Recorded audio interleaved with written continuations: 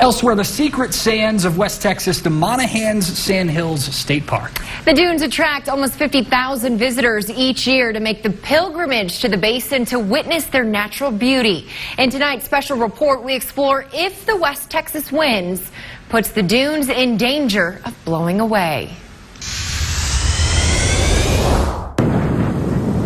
40,000 years ago, after the last ice age, a dune field stretching 200 miles from New Mexico to Crane County was born. Go! Oh no!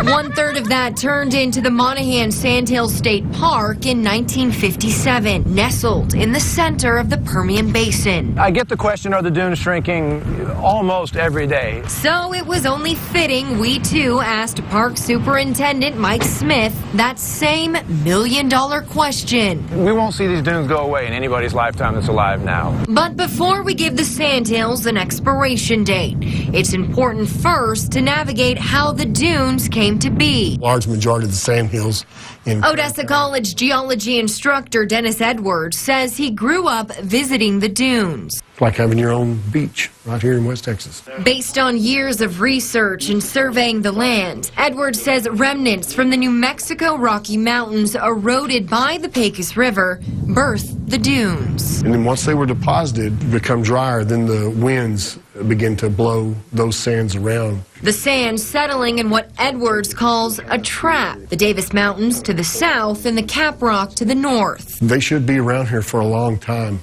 It would take another major event to wash that material away. For years, the shifting sands have shaped and reshaped the land, even causing the height of some of the dunes to shorten at the park.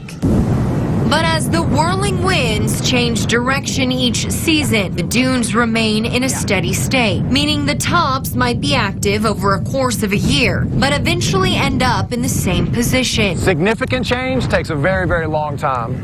If you compare photos of when the park was new to photos now, very, very similar. The park's vegetation also keeps the grains rooted in place. Predominant species here is the shin oak. Over time, it will probably encroach on the dunes and eventually will probably stabilize the entire dune field. But Smith says we're thousands of years away from that, which is why he encourages visitors to not only come see the dunes, but conquer them. One of the activities visitors do here at the dunes is sandboarding, and I'm gonna give it a go.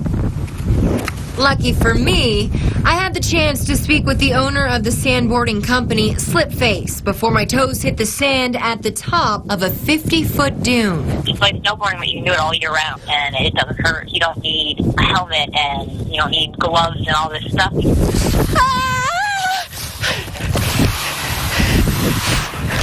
With no near future threat of the sandhills becoming dust in the wind, I'm good! the dunes will continue to dance on the basin floor. Well, that was good. Glad I tried it. If you have a staycation planned anytime soon or even need some weekend plans, it only costs $4 to enjoy the park. Children under 12 are free.